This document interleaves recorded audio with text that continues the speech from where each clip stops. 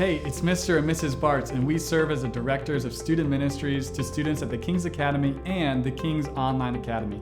Thanks so much for tuning into our chapel service online. Our intention with chapel is that the message would encourage you in your faith and teach you something new about who God is and what He has done for you. We know that you could be new to the Christian faith, or you may be a committed follower of Jesus. But wherever you may land on the faith journey, we hope that this message encourages you. Now, let's lean in together to hear the word God has for us this week.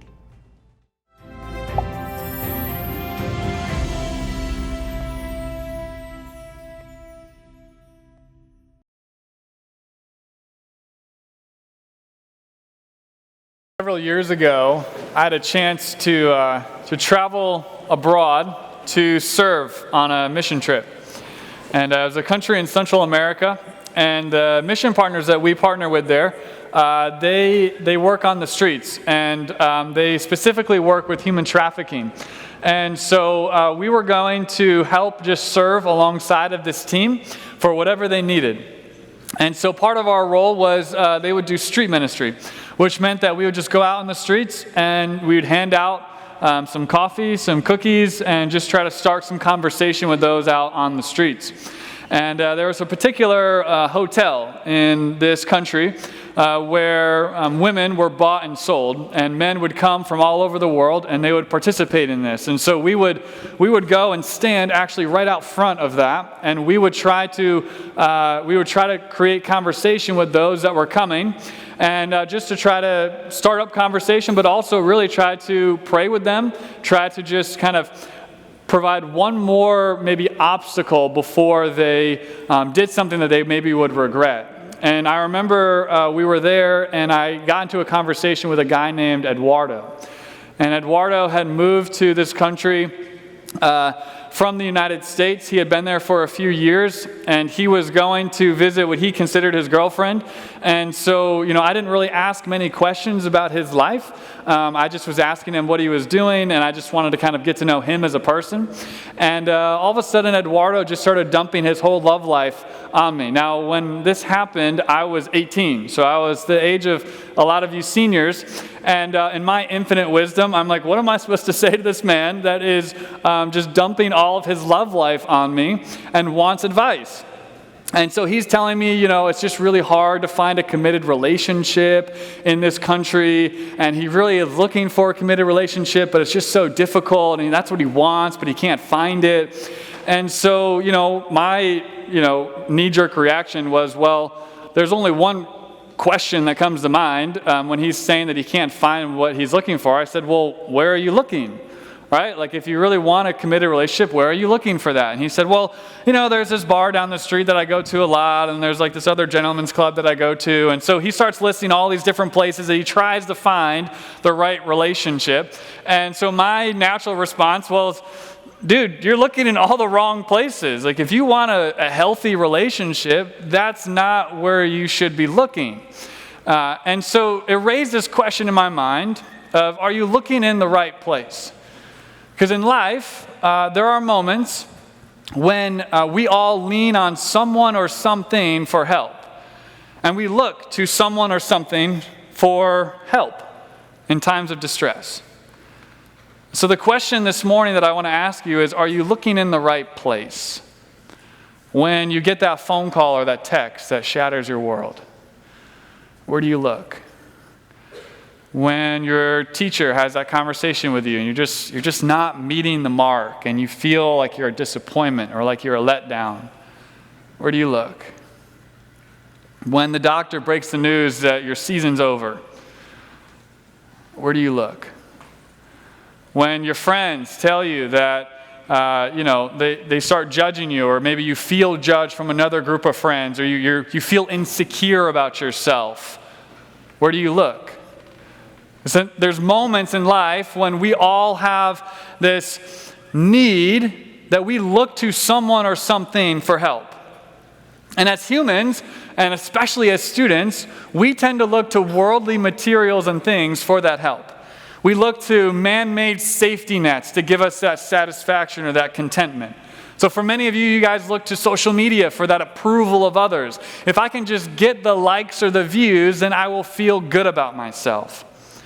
Some of you guys look to the approval of your parents or your teachers, that if I just meet the mark, or if I just do what's best, or if I just kind of hit this standard, then I will feel worthy enough. Then I will be liked. Then I will be appreciated. Some of you guys look to your friends to find that joy or that satisfaction. And you look to them to approve you, or to give you your worth. So we all look to things and different people for that help. The problem with all of these different things that I just listed is that they will fail you. Your parents aren't perfect. Your teachers definitely aren't perfect. Your friends aren't perfect. These things, they will fail you. And so the question is, are you looking in the right place? I want to read for you a text that comes from the book of Psalms. And it comes from Psalm 121. So the words are on the screen. You can follow along as I read it. But it says this. It says, I lift up my eyes to the mountains. Where does my help come from? My help comes from the Lord, the maker of heaven and earth.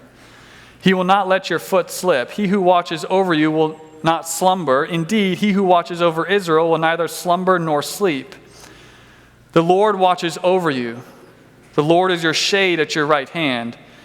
The sun will not harm you by day, nor the moon by night.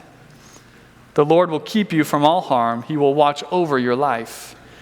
The Lord will watch over your coming and your going, both now and forever. This is from the book of Psalms, and this is often considered the prayer book of the Bible. If you took your Bible and you open it up to the middle, you would likely land in Psalms. And the book of Psalms is made up of 150 different poems and prayers and songs that the Jewish people wrote and prayed to God. We consider the Bible as God's word to us, and a lot of people will consider the book of Psalms as our word back to God. It gives us language to speak to God. It gives us language when times are tough, when we don't really know what to say. Because see, the book of Psalms has songs of praise, has psalms of thanksgiving about when life is going great and how great God is and how awesome things are. But it's actually made up a lot of psalms of lament when things are not going great, when life isn't going so well. And it gives us language to speak to God and to ask those questions.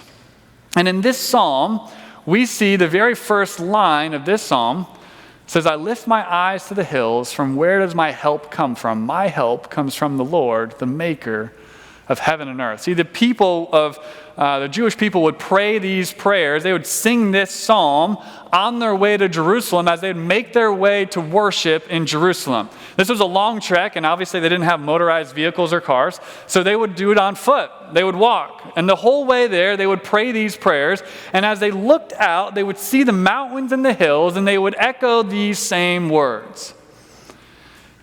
As they're walking, they would look at the hills and they'd say, I lift my eyes to the hills. Where does my help come from? It comes from the Lord, the maker of heaven and earth. The psalmist wants us to see in this very first line that our first response in the journey of faith is to lift our eyes to the one who created heaven and earth. It's to lift our eyes to the one who created you and who created me. Because here's the reality. We all lean on someone or something for help in times of need. We're all wired this way. As human beings, we serve someone or something. It's not a matter of what, it's not a matter of who or what, it's a matter of do you serve the right thing?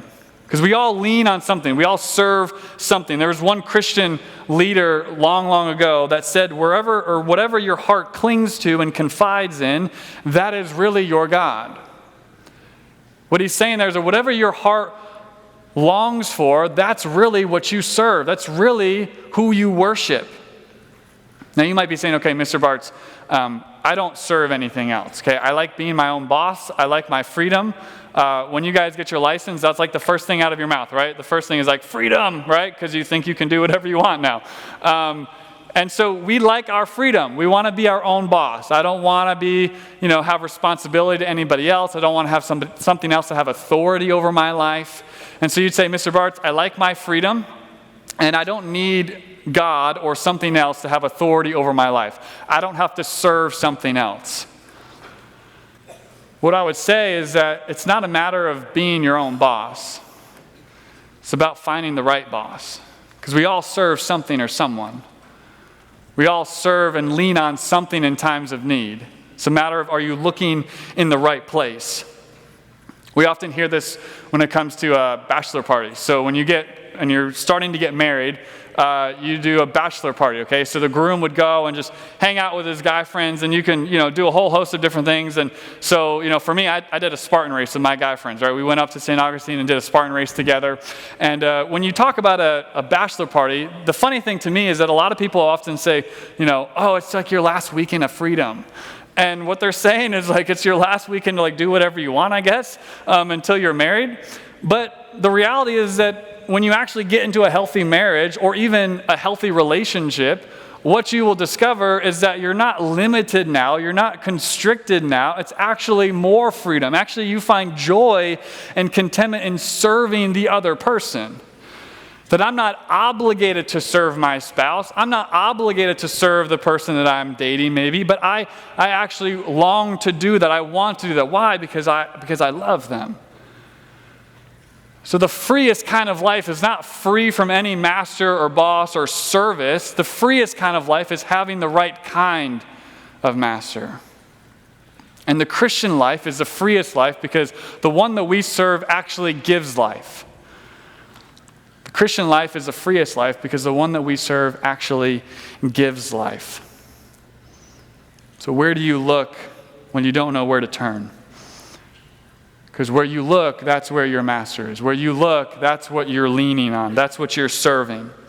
So the question is not, do you put your hope in something or not?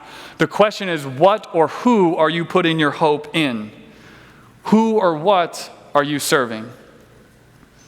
Some of you guys, it's social media. Some of you guys, it's friends. Some of you guys, it's the approval of others. You look to all of those worldly materials that I listed earlier. That's what you actually long for. That's what you receive fulfillment from. So in times of need, where are you looking? Are you looking in the right place? Because here's the problem.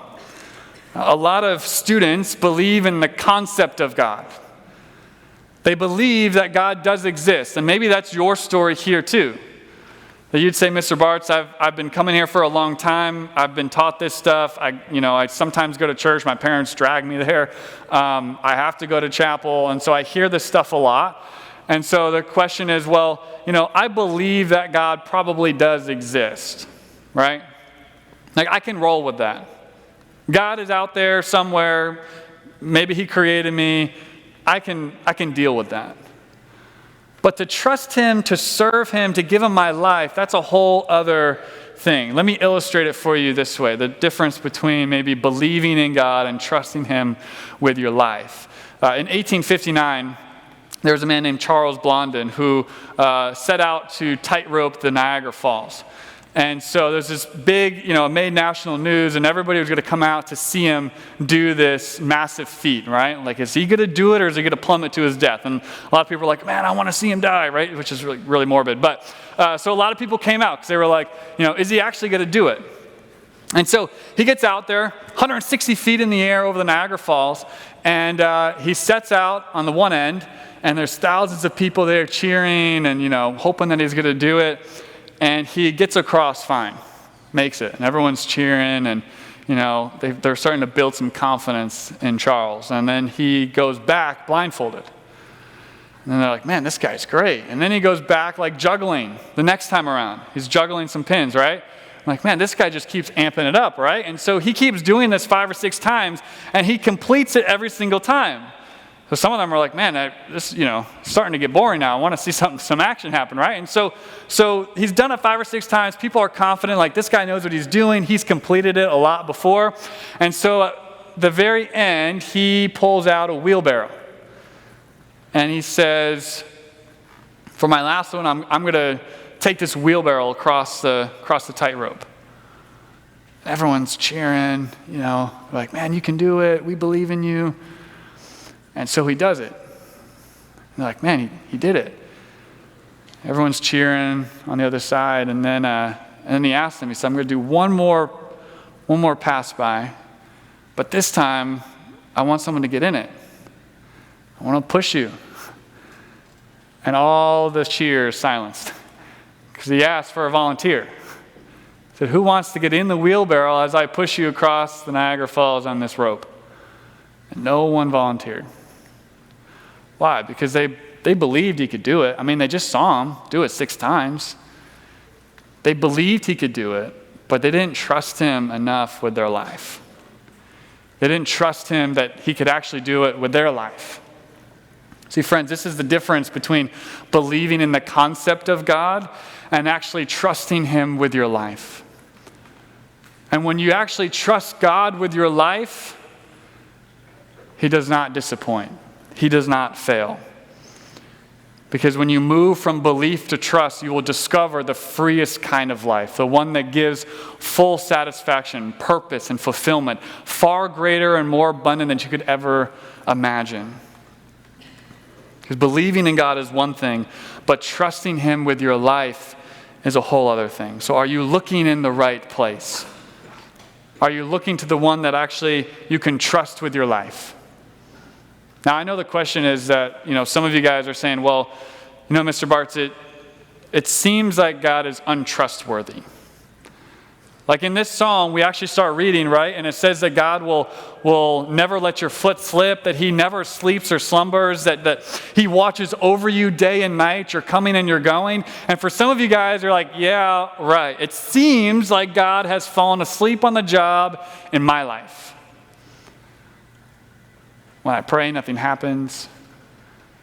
When I lift up a call to God, nothing happens. It feels like my prayers are falling on deaf ears. My life isn't going the way that I wanted it to go. All you have to do is look at the news and you see in the world that it seems like God is distant and maybe far removed, that God's not active in the world, or maybe he's not active in your life. And all you have to do is maybe look inward or look outward, and you will see this reality happening, that it seems like God is far removed. And so you might say, I get the whole difference between belief and trust, and I understand that we should, but Mr. Bartz, if I'm honest, I don't think God is trustworthy. I don't think he actually can do something with my life, because it seems like God is distant. It seems like God is far removed. But I want to encourage you that even when it seems like God is absent, he's actually very much present. And I know that's like a cliche, and that's kind of like, yeah, that sounds good to the ear, but how does that actually happen? And so I want to give you 2 reasons why that's actually true.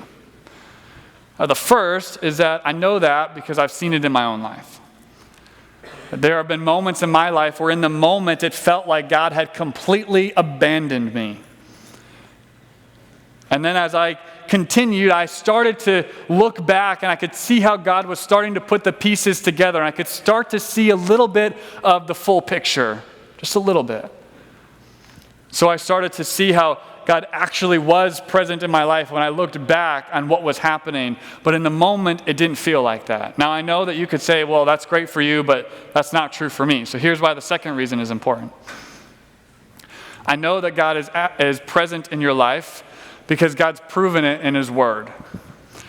There's a moment in history when God would leave his heavenly realm, and he would actually willingly enter into the mess and to the muck of your own life so that he could put it right. That God lived in glory and didn't have to do that, but instead he actually entered into a broken and diseased world so that he could walk with you. That's the difference. That's why God is trustworthy. That's why he is present even when it doesn't feel like it. Why? Because he's shown it in the past through the person and work of his Son. So when it doesn't seem like God is present, he has proven it time and time again, and he has proven it through his Son Jesus, that he actually entered into your life willingly so that you didn't have to walk through it alone, that you could have life and life more abundantly. I think of it in terms of a metal detector. I don't know if you guys have used one of these before, but people often use them at a beach. And they'll kind of walk up and down the shore, and they'll have the metal detector, and what's always kind of humored me is that their gaze and their focus is always down at the ground. And they're searching for some buried treasure. I don't know whether it's gold or coins or whatever else it might be to make a quick buck, right? And I've often looked at that, especially if I'm there like at sunrise or something, which doesn't happen very often because I'm not a morning person. But if however, I was there at sunrise, right? They're kind of walking along the shore and they have their metal detector and they're so focused on what's down in the dirt that if they just kind of looked up, they would see the beauty of the sunrise, they would see the ocean, they'd see maybe friends and family that have gathered to be with one another. But what's always humoring me is that they're so focused what's down in the dirt, what's covered up. But if they would just lift their eyes, they would see a beauty that's actually not covered, that's actually uncovered. I think sometimes the same is true in our lives, especially for you students, that you're so focused on your own life, that you're so focused inward, that if I just find hope within myself, that I just find trust within myself, that if I just find fulfillment and purpose within myself, then I will feel happy. And you're so focused on the dirt of your own life, that you're so consumed by maybe the insecurities that you have. You're so consumed with maybe that secret sin or addiction that you just can't seem to kick. You're so focused on your inabilities and your failures, and you're so focused inward that you forget to lift your eyes to the one that calls you beloved. The one that calls you loved despite those things. The one that calls you child even if you don't measure up. If you would just lift your eyes, you would see where your help comes from. It comes from the maker of heaven and earth. I want to end with this story. Some of you guys know a little bit of my story. I shared it briefly last year in the first chapel. But several years ago, my mom was diagnosed with stage 4 cancer. And we have no history in our family of cancer or disease or sickness, anything like that. And so it really took us by surprise. And I was in graduate school at the time. Mrs. Bartz and I were engaged to be married. Our wedding was 6 months out. And the doctor, when they gave my mom her diagnosis, her prognosis, they said that they couldn't really guarantee her that she would even be at our wedding 6 months later. And so I remember there was a season where I was mad. I was angry. I was sad. I was depressed. There was a lot of different emotions going on. And I remember at the time, Mrs. Bartz and I lived in the same apartment complex. So she lived on this side with some of her girlfriends, and I lived on the other side of the complex with some of my guy friends. And so, I would often go over to her place because it was a lot nicer than ours. Ours smelled bad because there was 7 guys in there. And so I would go over to her place to cook meals and dinner, and then I would work on homework, whatever else. And I remember there were many, many nights where I would leave her apartment at night to walk back to mine. And I didn't drive because I felt like, that's the lazy option. So I was like, I'll just take the walk back. And there were so many nights where I would walk back to my apartment, and it was dark out, it was hot, it was humid, but I remember looking up at the stars and the moon. And despite my feeling that God wasn't doing what I wanted him to do in my life, my mom's test results weren't coming back well, things weren't looking good. She lost her ability to walk. She started deteriorating pretty quickly. There were many conversations I had with my dad of I don't know what to do anymore. The medicine's not working and things were not going well. And so a lot of times on those walks back, I would just be so depleted and frustrated and hurt that God wasn't doing what I wanted him to do. But I remember looking up at those stars in the cloud, and we lived in the city, so there was like 2 stars to look at, right? But I remember looking up and saying, man, I know it feels like God is distant, but the fact that the God who created those stars and that moon would actually stoop down to my level and to walk with me on this humid and dirty and gross and boring walk back to my apartment, that's the kind of God that I serve. Even though it doesn't feel like it right now, that's the kind of God that I know is walking with me, who knows my life, who holds it in his hands, who holds my mom's life in his hands. That's the kind of God that I serve. So, friends, where does your help come from? It comes from the Lord, the maker of heaven and earth. Lift your eyes to the hills, and you will see where your help comes from. I want you to bow your heads and close your eyes. And I want to, 2 weeks ago, I preached about the story of the blind man, and we ended talking about this idea that the gospel changes your life. And I gave you guys an opportunity to lift your eyes, actually, and to look at me. If that was something that you wanted, that was something that you were longing for, I gave you that opportunity to look up and to look at me. And actually, to my surprise, a lot of people looked up. I wasn't really expecting that many eyes to look up and look at me. So I want to do a follow-up because I want to encourage you guys, that those that looked up at me 2 weeks ago, I want you guys to take that next step. I know that there are hearts in here that are hurting. I know there are lives that are struggling.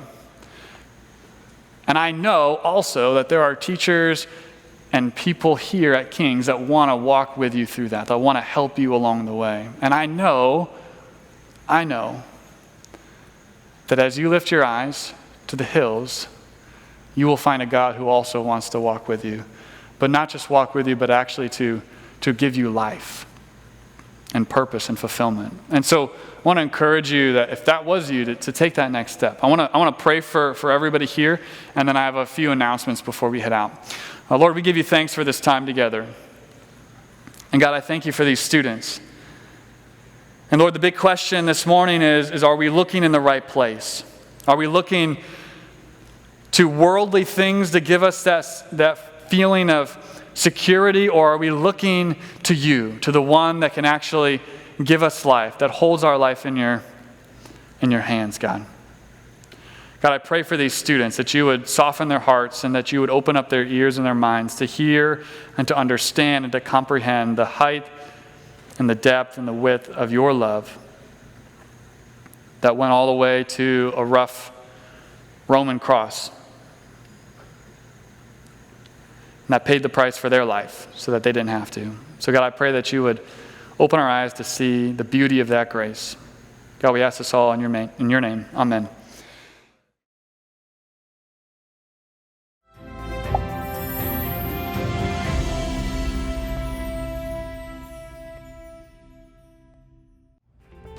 Hey, thanks for joining us. If you heard something that you have questions about or you'd like to know more about, feel free to contact us via email, and we'd love to connect with you.